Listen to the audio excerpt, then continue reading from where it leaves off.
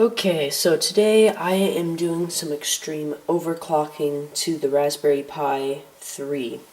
And just a disclaimer, I would never recommend doing overclocking unless you have proper cooling. Like me, I have like a full fan, I have heat sinks inside. This thing is properly cooled. If you have a Raspberry Pi and want to overclock it, make sure you at least pick up a heatsink. And if you're doing overclocking as extreme as me, I would recommend getting a case like this. So anyways, let's just hop into the video. So I'm going to plug my Raspberry Pi into my display, power it on. I haven't tested this out yet, so if it doesn't boot, I'll have to make the overclocking not as, or do a slower overclock, because this is like the most overclocking you can do for a Raspberry Pi. So far it's looking pretty good. As you can see, this is the first boot, so it's resizing the file system. It's running through all the setup code. This might take a little while, so I might skip over this. Or not. Okay. Oh, and by the way, this is running on RetroPie 4.2. I will put a link in the description to a guy named ETA Prime. He did a whole video on how to overclock it. I'm not going to do that video today, and I most likely won't do that video anytime soon, so I'll just link his video in the description. I haven't put any games on this, so I'm just doing this to see if it boots, because I wasn't 100% sure if this would even boot. Because I overclocked the CPU to 1.4 gigahertz, and the stock is 1.2, so this is the most that you'll ever be able to overclock a Raspberry Pi. And I also overclocked the GPU. So far, it looks like it's running just fine. Okay, so I haven't put any games on this yet, so I am going to move my setup really quickly so I can get a proper Wi-Fi connection, and I will be right back with a few games to test out the overclock. Okay, I have installed a bunch of games onto my Raspberry Pi to test out, and once again I did an extreme overclock on this. So like I said before, if you are wanting to overclock your Raspberry Pi, get proper cooling, because if you don't, your Raspberry Pi will catch on fire, and it would not be my fault. So anyways, I have overclocked the GPU, the CPU, and the RAM. So pretty much all of the components that are used for games are all overclocked. So let's start from the things that take up the least amount of power.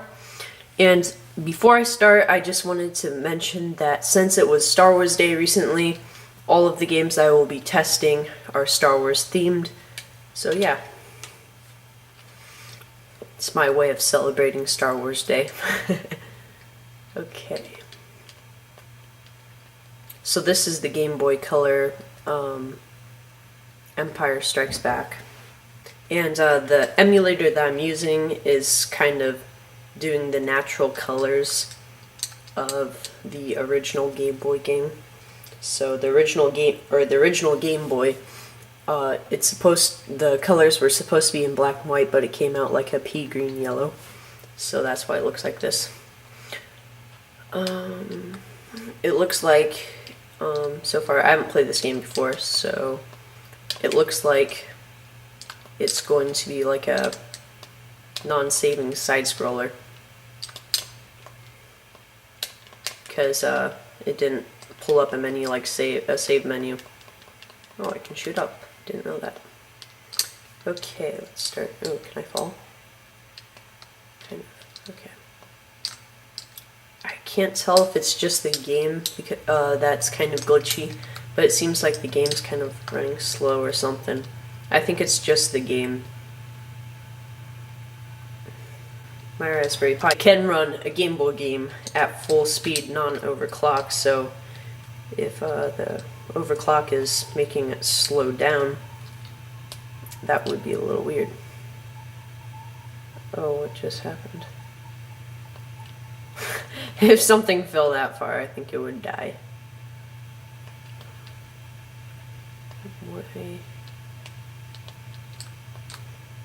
This falling animation is terrible.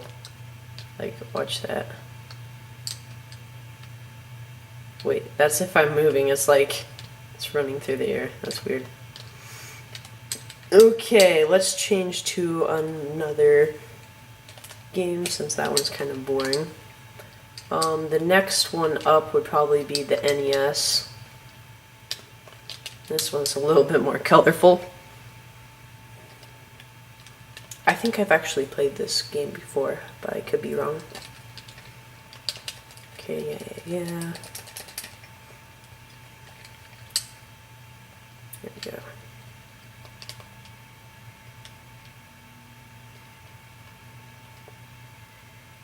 Hey, these aren't too bad for being a NES type game.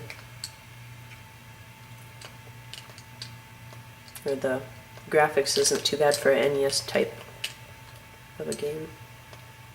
And this is not what, this is supposed to be episode 4, or a version of episode 4.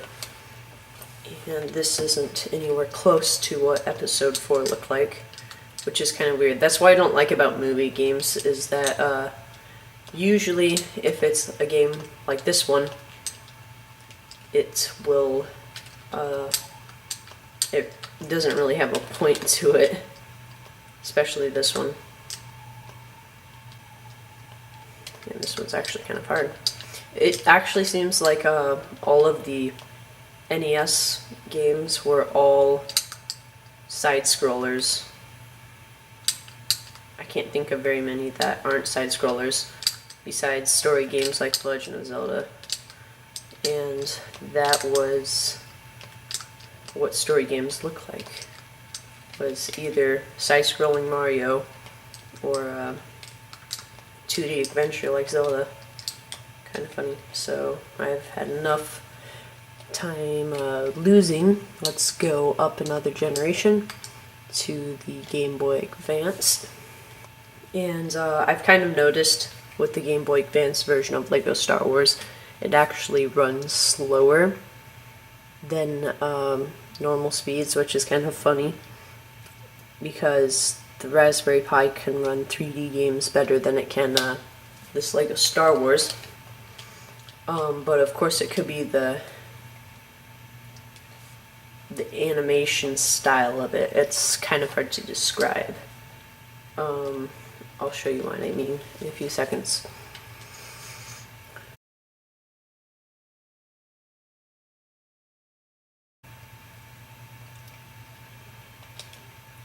Hopefully this doesn't have a bunch of dialogue, otherwise I'll have to fast forward through it because... Okay, so what I was talking about was how the characters aren't quite 3D. They're like the game is basically a three-dimensionalized 2D game. Because, like, if you look at it, like, that's just like a 2D object, like being like a bunch of pictures of a 2D object played in the sequence, which is basically like a stop motion type deal. It just makes it look like it's 3D, but so far it's running pretty smooth. On my Raspberry Pi 2, it doesn't really run quite this smooth. I can't wait until the Raspberry Pi 4 comes out, and hopefully they'll update their GPU, because I think all of the Raspberry Pis share the same GPU, just at slight overclocked rates. So yeah. So everybody's probably played this game, so I'll move on to the next. And the next one would be the Nintendo 64 Shadows of the Empire. Usually Nintendo 64 games don't run on the Raspberry Pi. This is my first time trying to run this on the Raspberry Pi, so we'll see how this works.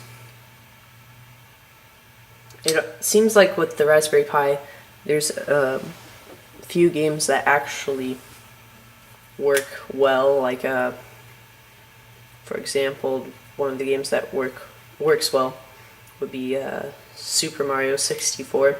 That one I think can even run on the Raspberry Pi Zero, but it seems like all of the rest will run really slow.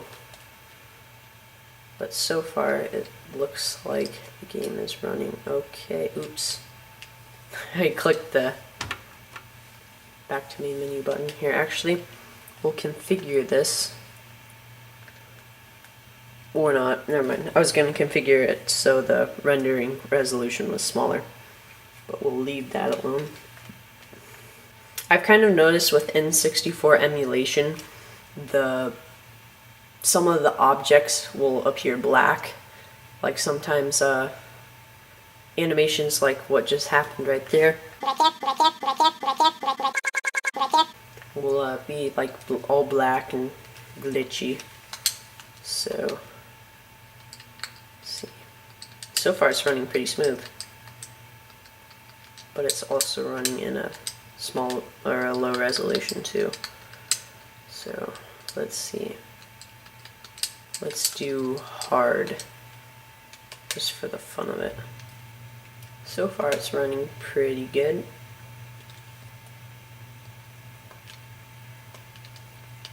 It actually looks like it's running at 60 frames per second. Oh, whoa. Can I go first? Oh yeah. There we go. So it looks like A is to shoot. Where's my C stick buttons? Where? Oops. This is actually emulating really well. I'm kind of surprised.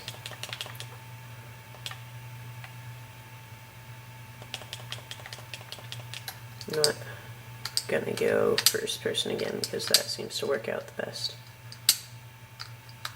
And how do I do that? Okay, there we go.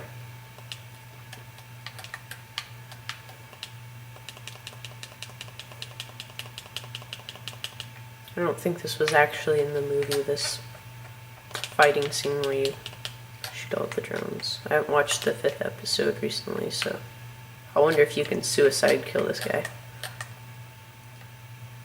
Did I kill him? Yeah, whatever. Well, that's that game. Let's move on to now the PSP. I can do the DOS box one, but I'm kind of thinking I want to do the PSP version. I'll start off with the PSP. So this is the PSP version of Star Wars Battlefront 2, and I'm really quickly going to set up the. Oh, oops! Don't have my keyboard on. I'm going to really quickly set up the settings on this, and I will be right back.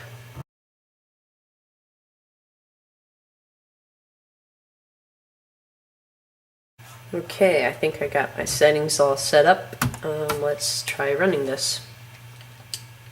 So far it feels like it's going full speed. Nope, there's a little hiccup. And I think it crashed. Let's try rebooting the game. If I can even do that. I think it completely froze my Raspberry Pi.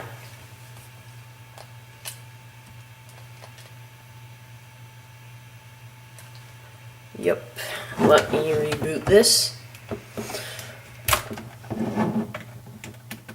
Okay, there we go.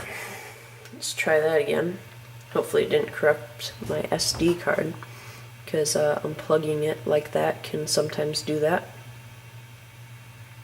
But it looks like it didn't, so that's a good thing.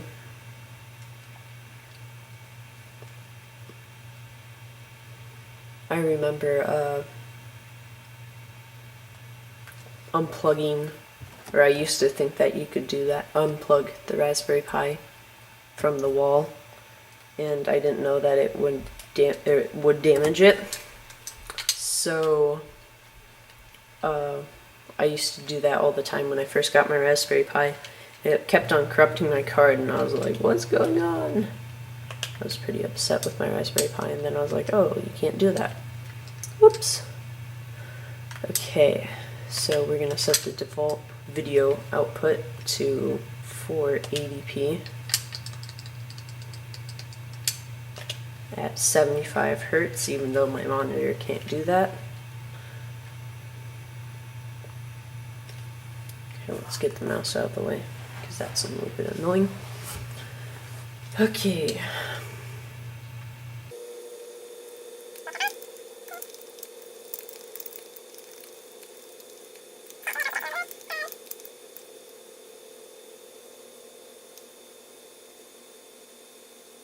Okay, I think I'll stay with the default.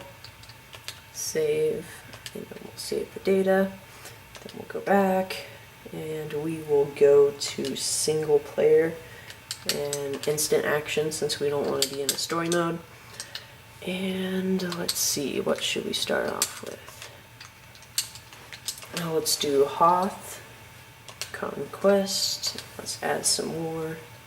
We will do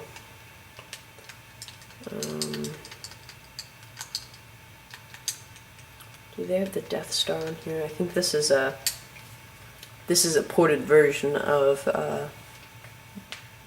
Battlefront 2. So the original Battlefront 2 had a lot more maps. So we'll just go to Mos Eisley. I think that's how you say it. Anyways, we will do Galactic War, and let's launch it.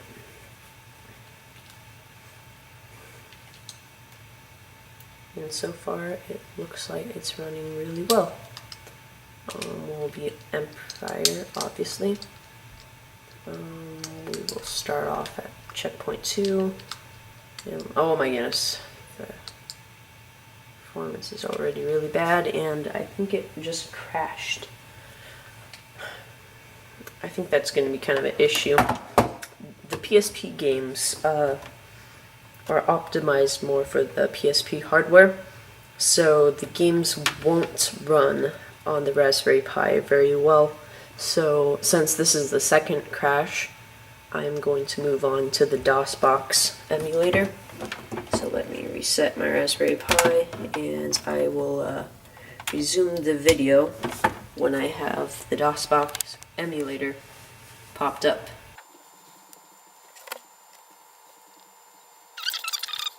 Quick little note on the DOSBox emulator, you actually have to have a mouse and keyboard to do it. So I can't be playing it on the controller, just want to say that. Okay, we're going to go down to Star Wars, and then we're going to go to Dark Forces. Okay, it's loading. Here we go. Hopefully I don't have to install anything, because some of the games you actually have to do that. And so far it looks like it's running really well. I'm going to unplug my controller for power consumption benefits. If you have a mouse and a keyboard plugged in, it's taking electricity from the wall, or I mean the power source from the wall can only output so much electricity, and having both of them plugged in can stress your Raspberry Pi. We are going to start a new agent. And just want to quickly say, the controls are so weird. Like, you can move your mouse upward and it would move your character forward, which is very weird. So I am going to be playing with the arrow keys. I don't know why they don't have it as WASD. I'll just check to make sure that I can't change that. Let's put everything on the max settings to really test the Raspberry Pi. And I don't think we can actually change the controls to WASD. Oh my goodness, we don't want that gamma correction that far. We'll just leave that to the original.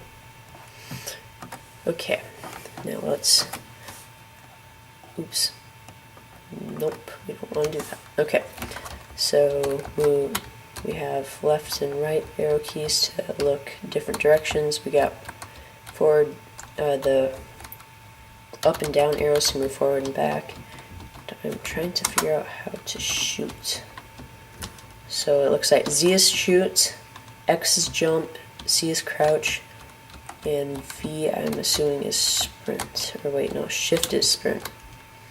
Okay, so we got our buttons down. Let's go confront the first enemy. And what's kind of weird about these old DOSBox games is that they kind of aim for you. You just have to be looking in the general location. Yeah, I jumped and shot you at the same time and I got you. Okay. So far it's looking like it is running really well. I can kind of see scanline graphical errors. I'm going to see if I can fix that by changing down the graphical detail. And oh my goodness, is that terrible. Here, I'm going to zoom in. Or actually, I don't even have to zoom in, but look at how bad the graphics are. If I play it like this, it will be in 60 frames per second, but man, this is some bad graphics. I'm going to change it to the in-between setting to see what the detail change is. And that basically is in-between resolution. And then we'll go to the other one. And it looks much better, but we're running at 30 frames per second. I'm going to leave it in between, because then we'll have both performance and okay graphics. So yeah. Oh, I bet V is or no, I thought V was button access. That's space. Never mind. And we're gonna sneak up on the stormtrooper with our fist. Oh my. Scratch the sneaking. Punch away. Punch, punch, punch, punch, punch. There we go. We got 15 energy units. That's kind of weird. Stealing energy from dead victims is weird. Okay, so that's one stormtrooper. I'm not going to complete the whole mission because I'm not entirely sure where to go, so thanks for watching. If you liked the video, hit the thumbs up. If you'd like to see me do more videos like this, comment down below. And if you'd like to also see me do videos on themed holidays, also comment that down below. And see you guys in the next video.